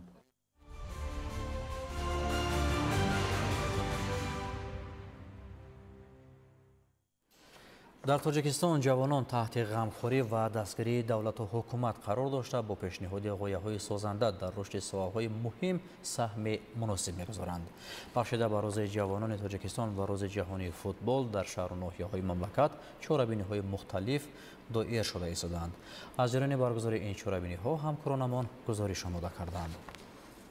نقش جوانان همچون نیروی پیشبرنده در مقاومت با کروپسیا مهم ارزیابی می‌گردد و در این جهت در حاشیه روز جوانان تاجیکستان از جانب اگنتی نظارت دولتی مالیوی و مبارزه با کروپسیای جمهوری تاجیکستان در همبستگی با کمیته کار با جوانان و ورزش نزد حکومت جمهوری تاجیکستان در باغ فرهنگی و فراغتی به نام ابو عبدالله رودکی شهر دوشنبه سلسله چرابینی‌های فرهنگی برای جلب جوانان به تشبس‌های ضد کروپسیونی گذرانیده شد. در چرابینی آموزگاران و دانشجویان مؤسسه‌های عالی کشور اینچنین دایره وسیع ساکنان و مهمانان شهر دوشنبه فعالانه اشتراک نمودند. در جریان برگزاری چرابینی‌ها کارمندان اگنتی با مقصد تبلیغ فرهنگ کتابخوانی در بین جوانان و جلب آنها به مقاومت با کروپسیا یارمارکه کتاب تحت عنوان مقاومت با کروپسیا کاری دستجمعی است تشکیل کردند که در آن اشتراکچیان توانستند با کتاب‌های مفید و ضروری جهت بلند برداشتن معرفت حقوقی خود شناسایی نمایند. اینچنین در دایره چرابینی‌های فرهنگی پیشنهاد گشته ویکتورینای ضد کروپسیونی تشکیل و برگزار کرده شد. اشتراکچیان چرابینی با جوانان سوال‌های مربوط به مقاومت با کروپسیا داده شده، اکثریت جوانان در آن فعالانه اشتراک نموده با غالبان تحفه‌های خاطروی تقدیم کرده شدند. همچنین در جریان چرابینی‌های مذکور کارمندان اگنتی معرکه‌های جمهوریوی تبلیغاتی جوانان بر ضد کروپسیا را برگزار نمودند که در آن به اشتراکچیان موادهای اطلاعاتی و بوکلت‌ها تقسیم گردیدند. ضمن برگزاری چرابینی‌ها قید کرده شد که حکومت جمهوری تاجیکستان در واقع پیشرفت ساحه معارف و علم را که از ساحه‌های مهم حیات جامعه محسوب می‌یابد یکی از سمت‌های اساسی ترین و افضلیت‌ناک سیاست خود قرار داده، در این جهت منتظم جهت کاهش دادن و برطرف نمودن خوف و عامل‌های کروپسیونی در روند تعلیم و تدریس به شهروندان و رشد بامرام ساحه مذکور و رسیدن به هدف‌های گذاشته شده تمام تدبیرهای ضروری را عملی کرده ایستاده است. در مجموع چرابینی‌های فرهنگی در فضای دوستی و همدیگر فهمی صورت گرفته جهت بلند برداشتن معرفت حقوقی جوانان و جلب آنها به مسئله‌های مقاومت و کروپسیا تأثیر مثبت خود را می‌رساند. در آغاز مسئولین دایر به دستگیری جوانان و رشد ورزش در مملکت ذکر داشتند که با تشبس‌های سازنده حکومت کشور برابر دیگر سمت‌ها ساحه جوانان و ورزش رشد کرده جوانان ما سال از سال به دستاورد و موفقیت‌های بی‌نظیر نایل گشته ایستادند. محض همین گونه توجه رهبریت عالی کشور باعث گردید که با ابتکار رئیس مجلس ملی مجلس عالی جمهوری تاجیکستان رئیس شهر دوشنبه محترم رستم امامعلی بازی فوتبال موقع جهانی پیدا نموده همساله 25 می همچون روز جهانی فوتبال تجلیل کرده می شود. مسابقه امروزه نیز در دایره برگزاری چهاربینی‌ها بخشیده به روز جوانان تاجیکستان و روز جهانی فوتبال راه اندازی گردیده بین کارمندان کمیته‌های اجرایی حزب خلقی دموکراتی تاجیکستان در شهر و ناحیه‌های ولایت ختلان صورت گرفت. از رفت سبقت امروزه مشاهده گردید که دسته ها با آمادگی همه‌جانبه حاضر شده هر یک کوشش می نمود که در مقابل دسته های رقیب غالبیت را به دست آورد. کمیته اجرایی حزب خلقی دموکراتی تاجیکستان در ولایت ختلان زیر سیاست سازنده رئیس معظم حزب خلقی دموکراتی تاجیکستان پیوسته بین قشرهای گوناگون جامعه تشبس و اقدام‌های زیادی را راه‌اندازی نموده در عملی نمودن نقشه و استراتژی‌های حکومت مملکت سهم نظررس می‌گذارد. در همین روز بازی دوستانه کارمندان عادلانه نتیجه گیری کرده شده دسته های غالب با جام، مدال و تحفه و افتخارنامه‌ها قدرشناسی کرده شدند. طور ذکر شد همین گونه مسابقه های ورزشی به خصوص فوتبال در منطقه کلوب ولایت ختلان نیز ادامه دارد. در شهر باختر بخشیده به روز جوانان با تشبس ریاست اگنتی نظارت دولتی مالیوی و مبارزه با کروپسیا جمهوری تاجیکستان در منطقه باختر در رأی‌جویی با ریاست عدلیه، ریاست کار با جوانان و ورزش ولایت ختلان کنفرانس علمی عملی تحت عنوان نقش جوانان در مقاومت با کروپسیا برگزار گردید. در این همایش بخشیده به روز جوانان راه اندازی شده هدف از آن بلند برداشتن معرفت حقوقی جوانان و جلب بیشتر آنها به مقاومت با فساد بود. در کار کنفرانس راهبران و مسئولان مقامات حفظ حقوق، نمایندگان ساختارهای دولتی، آموزگاران و دانشجویان فعالانه اشتراک نمودند. зикр карда шуд ки ин падидаи номатлуб наслҳоро аз адолат, арзишҳои миллӣ ва ахлоқи ҷомеа дур месозад. аз ин рӯ иштироки ҷавонон дар мубориза бо коррупсия як зуҳуроти замон маҳсуб мешавад. тавре зикр карда шуд, стратегияи миллии муқовимат бо коррупсия то соли 2030 нақши ҷавононро ҳамчун иштирокчии мустақим ва фаъоли сиёсати зидди коррупсионӣ зикр менамояд. ҷавонон бояд дар баробари донишандӯзӣ нақш ва масъулияти худро дар ҷомеа ҳамчун шаҳрванд дарк кунанд. шахсияти фасод, тарбияи андешаи интиқодӣ ва масъулияти иҷтимоӣ асоси мубориза бо ин вабои аср аст. таъкид карда шуд ки коррупсия фарҳанги қонуниятро коста месозад ва ба шуури ҷамъиятӣ осеб мерасонад. мубориза бо коррупсия танҳо ба воситаи чораҳои ҳуқуқӣ имконпазир нест. зарур аст ки фарҳанги зидди коррупсионӣ аз мактаб то донишгоҳ, аз оила то ҷомеа ташаккул ёбад. ҷавонон бояд tashabbuskor, фаъол ва намунаи рафтори қонуниятгаро бошанд.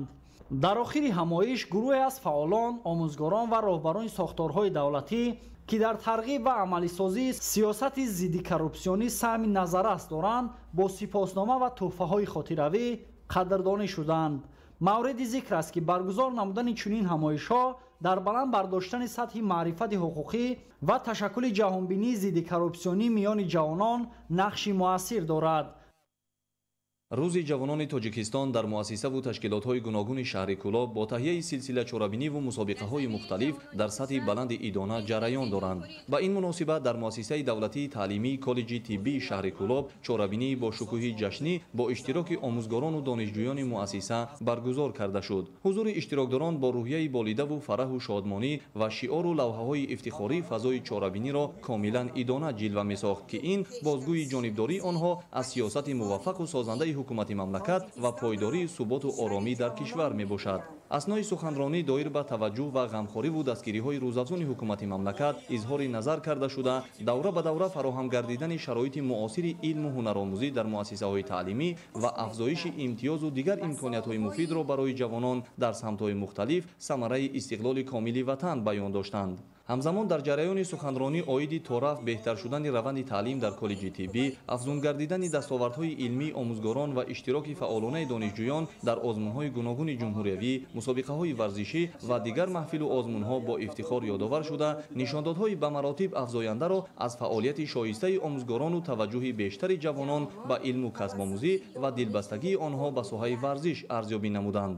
зикр доштанд ки ҳоло қисмати бештари омӯзгорону кормандони коллеҷи тиббии шаҳри Кӯлобро ҷавонони лаёқатманду мутахассисони соҳибтаҷрибаи касбӣ ташкил медиҳад ва ҳамасола муассисаи таълимии мазкур садҳо нафар ҷавононро ҳамчун мутахассиси соҳаи тиб ба бозори меҳнат пешниҳод месозад. айни замон хатм кардагони ин таълимгоҳ дар муассисаҳои гуногуни тандурустии шаҳру ноҳияҳои кишвар бо истифода аз донишу таҷрибаи андӯхтаашон ба ҷомеа хизмати сифатноки тиббӣ мерасонанд. дар идомаи чорабинӣ як зумра омӯзгорону донишҷӯёни муассиса барои нишон додани фаъолияти намунавӣ, иштироки фаъолона дар озмунҳои ҷумҳуриявӣ ва ҳамзамон ба ғолибони мусобиқаҳои варзишӣ бо мақсади дастгирӣ ва ҳавасмандгардонӣ бо медал, диплом, сипоснома ва тӯҳфаҳои хотиравӣ сарфароз гардонида шуданд. муайян гардидани рӯзи махсус дар кишвар ҳамчун рӯзи ҷавонон гувоҳи таваҷҷӯҳи махсуси ҳукумати ҷумҳурии Тоҷикистон ба ин қишри созандаву нерӯи тавонои мамлакат мебошад. дар қисмати хотимавии чорабинӣ бо иштироки ҳунармандони шаҳри Кӯлоб ва ҷавонони ҳаваскори муассиса барномаи ҷашнии фарҳангӣ иборат аз суруду таронаҳои тараннумкунандаи айёми ҷавонӣ ва ҷолибтарин бахшҳо дар сатҳи баланди идона пешниҳод гардид. ҳамасола таҷлил намудани рӯзи ҷавонони Тоҷикистон шаҳодати дастгириҳои давлату ҳукумати кишвар нисбати ин қишри ҷомеа мебошад. ҳайати олимону профессорони донишкадаи технология ва менеҷменти инноватсионӣ дар шаҳри Кӯлоб бо ташкилу роҳандозии як ҳамоиши сатҳи баланд аз рӯзи ҷавонони Тоҷикистон истиқбол намуданд. зимни суханрониҳо мавқеи ҷавонон дар кори пешбурди соҳаҳои мухталифи иқтисоди миллӣ хеле муҳим арзёбӣ гардид, чунки ин қишри ҷомеа дорои афкори тозаю нав, нерӯи муҳими пешбарандаи иқтисод буда истифодаи васеъи технологияи муосирро дар истеҳсолот метавонад ба хубӣ таъмин созад. махсусан дар ҷумҳурии Тоҷикистон ки қисми зиёди аҳолиро ҷавонон ташкил медиҳанд, ҳукумати мамлакат ба ин табақаи ҷомеа таваҷҷӯҳи хос равона менамояд. инчунин таъкид шуд ки пешвои миллат президенти ҷумҳурии тоҷикистон муҳтарам эмомалӣ раҳмон ба дастгирии ҷавонон ва таъмини онҳо бо ҷойҳои нави корӣ дар асоси истифодаи технологияҳои иттилоотиву коммуникатсионӣ бо донистани забонҳои хориҷӣ диққати махсус дода пешниҳодҳои ҷавононро баҳри инкишофи ватани азизамон доимо дастгирӣ менамоянд ва бунёди шароити мусоиди кору фаъолиятро барои ҷавонон ҳамеша таъмин месозанд. дар воқеъ давоми солҳои соҳибистиқлолӣ дар самти баландбардоштани нақши ҷавонон дар ҳаёти ҷомеа муҳайё сохтани шароити мусоид барои таълиму тарбияи онҳо, илму касбомӯзӣ, аз худ кардани забонҳои хориҷӣ ва технологияҳои муосири иттилоотиву коммуникатсионӣ тамоми шароити зарури муҳайё гардида инчунин барои амалӣ намудани ташаббусҳои ҷавонон аз ҷониби ҳукумати ҷумҳурии тоҷикистон заминаи мусоид фароҳам оварда шуд.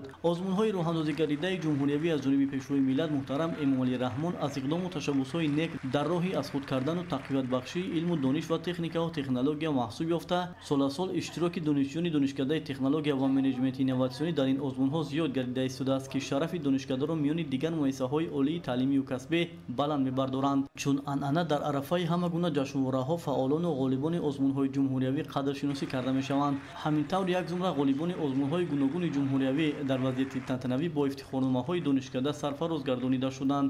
дар қисмати ниҳоии барномаи мукаммали фарҳангӣ ки саршор аз суруду таронаҳои дилошӯб буданд пешниҳоди иштирокчиён карда шуд.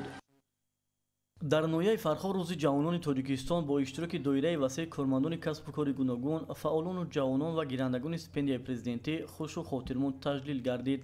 пеш аз оғози чорабинӣ гӯшаи намоиши дастовардҳои варзишгарони ноҳия ташкил карда шуд ки иштирокчиён аз он дидан намуданд. зимни ҷамомади тантанавӣ гуфта шуд ки шурӯъ аз солҳои аввали соҳибистиқлолии ҷумҳурии тоҷикистон ҷиҳати таҳкими пояҳои давлатдорӣ, таъмини сулҳу суботи кишвар, ҳифзи марзу буми ватан, таъмини рушди илму маориф ва пешрафти дигар соҳаҳои ҳаёти ҷомеа саҳми ҷавонон бар аъло эҳсос мегардад. иттилоъ дода шуд ки 70% аҳолии ноҳияи фархоро ҷавонон ташкил дода шумораи варзишгарони риштаҳои гуногун, инчунин иштирокчиёни озмуну олимпиадаҳои сатҳи ҷумҳуриявию байналмилалӣ аз тарафи ин қишри ҷомеа соласол зиёд гардида истодааст ки ин ҳама бо дастгирии бевосита ва таваҷҷӯҳи махсуси роҳбарияти олии ҳукумати ҷумҳурии тоҷикистон ба ин қишри ояндасози ҷомеа мебошад. ишора рафт ки дар даврони соҳибистиқлолӣ як қатор барномаҳои давлатӣ доир ба дастгирии ҷавонон, баландбардоштани мавқеи онҳо дар ҷомеа ва беҳтар намудани вазъи иҷтимоии ҷавонон қабул карда шуданд ки ҳар кадоме аз ин санадҳо дар ҳаёти ҷавонони кишвар нақши муҳим бозиданд. таъсиси стипендияи президентӣ барои хонандагони фаъолу болаёқат шаҳодати ин гуфтаҳо мебошад.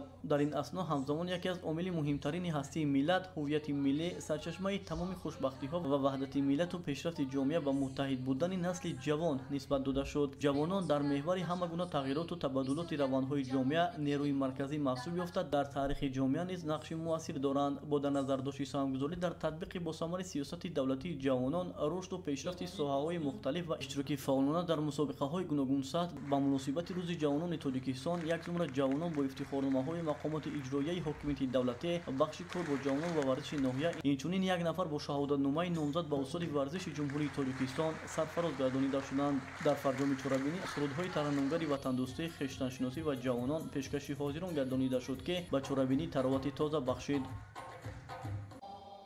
бозии футбол яке аз роҳҳои беҳтарини беҳдошти саломатӣ ва тарғиби тарзи ҳаёти солим, инчунин муҳимтарин василаи муттаҳидсозии халқу миллатҳои гуногун мебошад.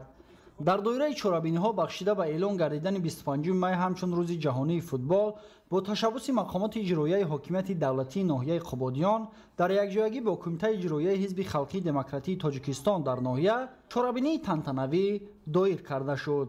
дар ин зимн масъулин қайд намуданд ки қабули қадномаи махсуси маҷмӯаи умумии созмони милали муттаҳид дастгирӣ ёфтани ташаббусҳои тоҷикистон вобаста ба эълон гардидани 25 май ҳамчун рӯзи ҷаҳонии футбол далели возеи эътирофи тоҷикистон ҳамчун кишвари ташаббускор дар рушди соҳаи варзиш дар арсаи байналмилалӣ мебошад. ҳамзамон дар ин раванд бо дастгирӣ ва талошҳои президенти федератсияи футболи тоҷикистон, раиси маҷлиси миллии маҷлиси олӣ, раиси шаҳри Душанбе муҳтарам Рустам Эмомалӣ чанд соли охир аст ки мусобиқаҳои футболи сатҳи байналмилалӣ дар кишвари азизамон гузашта истодааст ки ин ҳам нишона аз соҳибистиқлолии тоҷикистон шаҳодат медиҳад.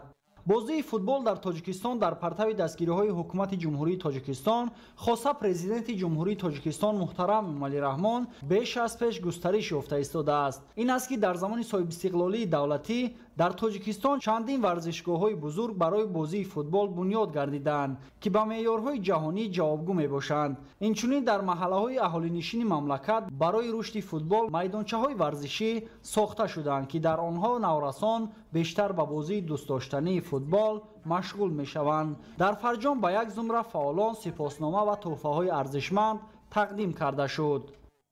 در شهر ایستراوشان به استقبال روز جهانی فوتبال که با تشبث و پیشنهاد پرزیدنت اسوسیاسیون فوتبال آسیای مرکزی، پرزیدنت فدراسیون فوتبال تاجیکستان، رئیس مجلس ملی مجلس عالی جمهوری تاجیکستان، رئیس شهر دوشنبه محترم رستم امامعلی در مجمع عمومی سازمان ملل متحد پذیرفته گردید. دور منطقوی مسابقه ورزشی فوتبال و والیبال در مسابقه سطح بلند منطقوی دانشجویان کالج‌های هنرهای مردمی، آموزگاری و طبی و لیسه‌های کسبی و تکنیکی شهر و ناحیه‌های ایستراوشان، پنجکند، زفرآباد، شهرستان و دیوشیج شرکت ورزیده رقابت سالم و سازنده و بازی‌های شوق‌آور و دیدنی انجام دادند. در همایش که قبل از آغاز چهاربینی ورزشی تاکید گردید، بازی فوتبال و والیبال یکی از راه‌های بهترین بهداشت سلامتی و ترغیب طرز حیات سالم، اینچنین مهمترین وسیله متحدسازی خلق و ملت‌های عالم به شمار می‌رود. هدف از تشکیل مسابقات ورزشی عامه‌گردانی بازی فوتبال همچون نمود ورزشی دوست داشته‌ترین، ترغیب و تشویق آن میان خوانندگان و دانشجویان همچون واسطه ثمربخش رشد جسمانی و روانی، تقویت روابط‌های دوستی، همکاری و همدیگرفهمی میان نسل‌های جوان آینده‌ساز ملت،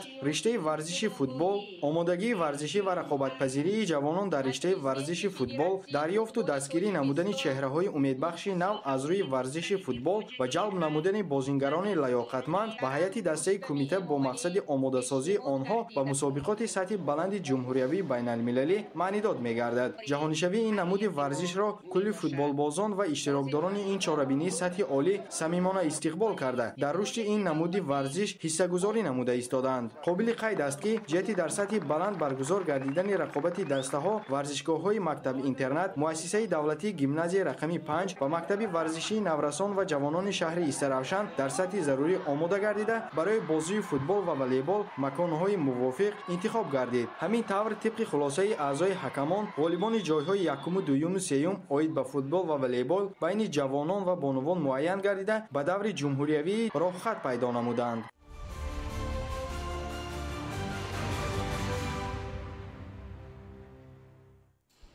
дар асоси нақшачорабиниҳои ситоди генералии қувваҳои мусаллаҳи ҷумҳурии тоҷикистон оид ба санҷиши комиссариятҳои ҳарбии вилоятҳо ва шаҳру ноҳияҳои кишвар дар самти омодагӣ ба мудофиаи ҳудудӣ ва омӯзиши захираҳои сафарбарӣ ҷамъомаду машғулиятҳои пешбинӣ гардида дар ҳудуди вилояти хатлон бо маром ҷараён дорад. гузориш аз маркази матбуот ва иттилооти вазорати мудофиа аз ноҳияи хуросони вилояти хатлон пешниҳод мегардад. дар радифи амалисозии ҳадафҳои олии ватандӯстона масъулини комиссарияти ҳарбии ноҳияи хуросони вилояти хатлон бо қабул намудани ишора аз ҷониби роҳбарияти вазорати мудофиа оид ба бархезонидани захираҳои сафарбарӣ, қувва ва воситаҳои минтақаи мудофиаи ҳудудӣ бо мақсади санҷишу омӯзиш саривақт ва бо омодагии ҳамаҷониба ҳайати таъиншудаи захираҳои сафарбариро дар нуқтаҳои муайяни ҷамоату шаҳрак ва деҳоти ноҳия ҷамъ оварданд.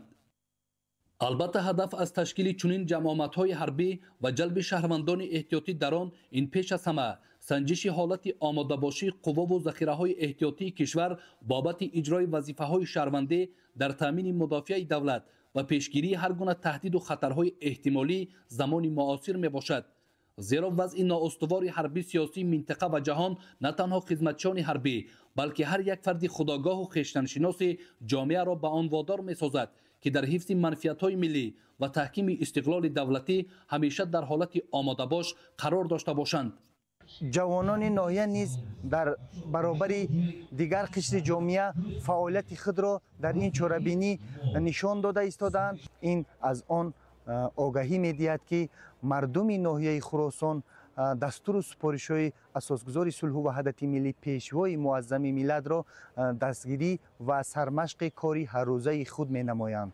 مسئولین استاد گنرالی قواهای مسلح کشور و دیگر شخصان مسئول در رفت ملاقات و واخوری با این نیروی بزرگ مدافعوی از ضروریت تشکیل و گذرانیدن چنین جمع‌آمدهای حربی در زمان معاصر سخن گفته، با تاکید از وضع ناآرام و باز هم پیچیده‌تر منطقه و جهان اشتراکچیان را با آن وادار نمودند که بهر دفاع از مرز مقدس وطن، حفظ و حمایه هر ذره خاک پاک این سرزمین محبوب و تامین امنیت و ثبات سیاسی در کشور با احساس والای وطن دوستانه همیشه در حالت آماده باش قرار داشته باشند. در ادامه اشتراکچیان فعال چاره‌بینی با رتبه‌های افسری و چندی از پدر و مادران سربازان که فرزندانشان خدمت مهلتناک حربی را در صف قواهای مسلح به جا می‌آورند با سپاسنامه قدردانی کرده شدند. تمام مسائل مربوط ساحه و علاقمند به این جمع آمد و مشغولیت‌های آموزشی در استاد منطقه مدافع حدودی ناحیه بررسی کرده شد.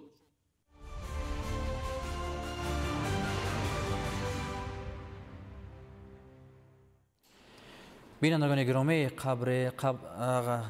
ما قبلا اطلاع داده بودیم که روز 22 مای پرزیدنت فدراسیون فوتبال تاجیکستان، پرزیدنت اساسیاسیون فوتبال آسیای مرکزی، رئیس مجلس ملی مجلس عالی جمهوری تاجیکستان، رئیس شهر دوشنبه محترم رستم امامعلی در مراسم تاریخی نخستین تجلیل روز جهانی فوتبال که در قرارگاه سازمان ملل متحد در شهر نیویورک برگزار گردید اشتراک و سخنرانی نمودند.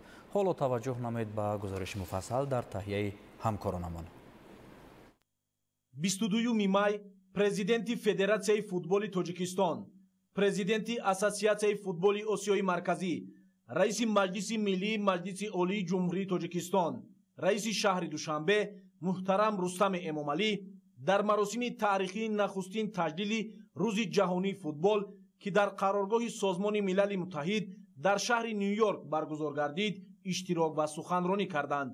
мавриди зикр аст ки маҳз бо пешниҳоди президенти Федератсияи футболи Тоҷикистон ва Ассотсиатсияи футболи Осиёи Марказӣ муҳтарам Рустами Эмомалӣ 7 майи соли 2024 маҷмаи умумии Созмони Милали Муттаҳид бо қадномаи махсус рӯзи 25 майро ҳамчун рӯзи ҷаҳонии футбол эълон кард. муҳтарам Рустами Эмомалӣ зимни суханронӣ изҳор доштанд ки 25 май аз ҷониби ҷомеаи ҷаҳонӣ ҳамчун рӯзи ҷаҳонии футбол эътироф карда шуда, арзишҳои меҳварии футбол аз қабили бозии одилона, фаъолияти дастҷамъӣ ва эҳтироми ҳамдигарӣ бо усулҳои фаъолияти Созмони Милали Муттаҳид ҳамсон мебошанд. таъкид гардид ки таҳти роҳбарии президенти Ҷумҳурии Тоҷикистон, пешвои миллат муҳтарам Эмомалӣ Раҳмон дар Тоҷикистон таи солҳои охир ба рушди футбол таваҷҷӯҳи хос нигаронида мешавад. дар ин ҷода амалисозии стратегияи рушди футболи миллӣ то соли 2026, заминаҳои мусоиди густариши футболи ҷавонон, рушди инфрасохтор, баландбардоштани сатҳи лигаҳои касбӣ ва омодасозии мутахассисони соҳаро дар кишвар фароҳам оварда истодааст. аз пешравию комёбиҳои дастаҳои миллӣ ва мунтахаби ҷавонону наврасони мамлакат дар сатҳи минтақавӣ ва ҷаҳонӣ изҳори қаноатмандӣ карда шуд. ҳамзамон ҳамкориҳои босамари Федератсияи футболи Тоҷикистон бо Федератсияи байналмилалии футбол аз ҷумла дар самти татбиқи барномаҳои байналмилалӣ оид ба рушду маъмулгардонии футбол назаррас арзёбӣ гардид. муҳтарам Рустами Эмомалӣ барои пешбурди муштараки ташаббуси болозикр ба ҷониби шоҳигарии Баҳрайн, Либия ва ба кишварҳои ҳаммуаллифи қадномаи Маҷмаи умумии Созмони Милали Муттаҳид оид ба рӯзи ҷаҳонии футбол, инчунин барои дастгирию ҳамкориҳои судманд ба президенти Федератсияи байналмилалии футбол Ҷани Инфантино изҳори миннатдорӣ карданд. дар охир муҳтарам Рустами Эмомалӣ изҳор доштанд ки рӯзи ҷаҳонии футбол василаи муҳими тарғиби варзиш ва пешбурди ҳадафҳои Созмони Милали Муттаҳид оид ба таҳкими сулҳ, ваҳдат ва рушди устувор гардида, Федератсияи футболи Тоҷикистон омода аст ки дар раванди фарогиртар ва таъмини дастрасии футбол бо Федератсияи байналмилалии футбол, Созмони Муттаҳид ва тамоми ҷонибҳои ҳавасманд ҳамкорӣ густурда дошта бошад.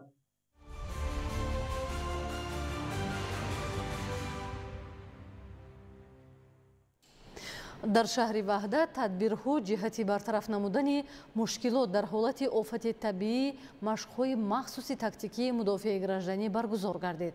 гузориш дар ин хусус. бо мақсади омӯзиши дараҷаи омодагии сокинон ва кормандони ташкилоту идораҳо марбут ба ҳолатҳои фавқулодда ва мудофиаи гражданӣ, ҳамчунин тайёрии нерӯҳо ва воситаҳои мақомоти идоракунӣ ҳангоми бартарафсозии ҳолатҳои фавқулодда аз ҷониби кормандони бахши кумитаи ҳолатҳои фавқулодда ва мудофиаи граждании ҷумҳурии Тоҷикистон дар шаҳри Ваҳдат оид ба пешгирӣ ва рафъи оқибатҳои ҳолатҳои фавқулодда, сар задани офатҳои табиӣ дар мисоли рух додани зилзила дар муассисаи таҳсилоти миёнаи умумӣ рақами 7 раёсати маорифи шаҳри Ваҳдат машқи фармондеҳии ситоди мудофиаи гражданӣ гузаронида шуд. масъулин мақсад аз роҳандозии чорабинии мазкурро ҳангоми рух додани ҳолати фавқулодда аз ҷумла оид ба пешгирӣ ва рафъи оқибатҳои ҳолатҳои фавқулодда ҳангоми рух додан ва аз ҷои офати табиӣ ба ҷои бехавф кӯчонидани сокинон маънӣ дод карданд. хушбахтона дар ин самт сохторҳои марбутаи мақомоти иҷроияи ҳокимияти давлатии шаҳри Ваҳдат дар ҳамкорӣ бо бахши кумитаи ҳолатҳои фавқулодда ва мудофиаи граждании ҷумҳурии Тоҷикистон дар шаҳри Ваҳдат тавассути техника ва нақлиёти ҷудогардида хонандагонро аз минтақаи осебпазир ба ҷои муайянгардида интиқол доданд, ки ин яке аз ҳадафҳои судманди чорабинии имрӯза маънӣ дод карда мешавад. ҳамин тавр ҳамаи хадамоти муаззафгардида аз ҷумла хадамоти тиббӣ, озуқаворӣ, коммуналию техникӣ, хадамоти оташнишонӣ ва шӯъбаи вазорати корҳои дохилӣ амалҳои худро сари вақт ва дар сатҳи баланд анҷом доданд. иброз гардид, ки чунин машқҳои фармондеҳии ситоди мудофиаи гражданӣ дар дигар муассисаҳои таълимии раёсати маорифи шаҳри Ваҳдат аз ҷониби масъулон бо мақсади омода будани шаҳрвандон ҳангоми сар задани офатҳои табиӣ тибқи нақша роҳандозӣ карда мешавад. тибқи иттилоъ дар шаҳри Ваҳдат ҷиҳати бартараф намудани ҳолатҳои фавқулодда сари вақт чораҳои мушаххас андешида, тайёр намудани нерӯҳои ғайриҳарбӣ ба мудофиаи гражданӣ, гузарондани машғулиятҳо бо ҳайати роҳбарикунанда, ҳайати фармондеҳӣ, иншооти иқтисодиву иҷтимоӣ, ташкилоту муассисаҳо, ҷамоатҳои шаҳраку деҳот дар ҳолатҳои фавқулодда тадбирҳои судманд зоҳир гардида, бо фарогирии сокинону кормандони касбу кори гуногун аз ҷониби кормандони бахши марбута дар шаҳр пайваста чунин машқҳои омӯзишӣ гузаронида мешавад. маҳмадалӣ абдукарим аюби маҳмурод, Ваҳдат ахбор.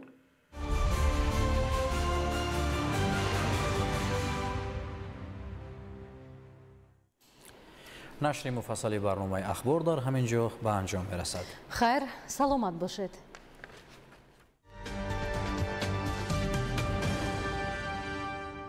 салом бинандагони гиромӣ, шуморо бо вазъи ҳавои мамлакат барои паго 23 майи соли 2025 шинос менамоем. мутахассисони агентии обу ҳавошиносии мамлакат иттилоъ медиҳанд, ки дар вилояти мухтори Кӯҳистони Бадахшон ҳавои камабри бебориш пешгӯӣ мешавад.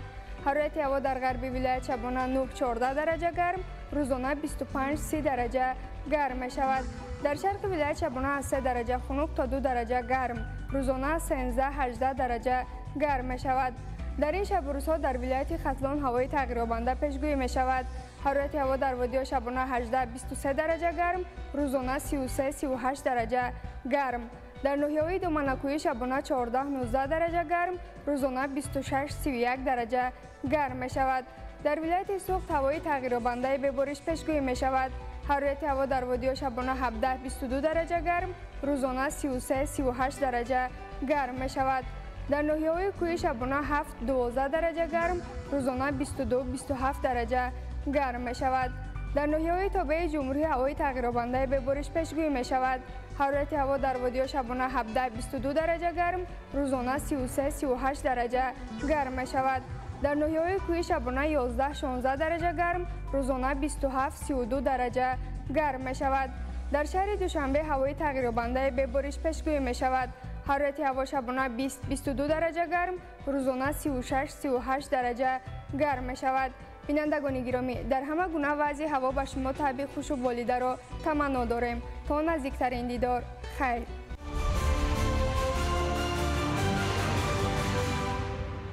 салом бинандагони гиромӣ, тибқи маълумоти маркази панкунии мавҷ дар шаҳрҳои душанбе, ҳисор, ваҳдат ва ноҳияи рӯдакӣ мавҷи телевизионии мавҷи сомо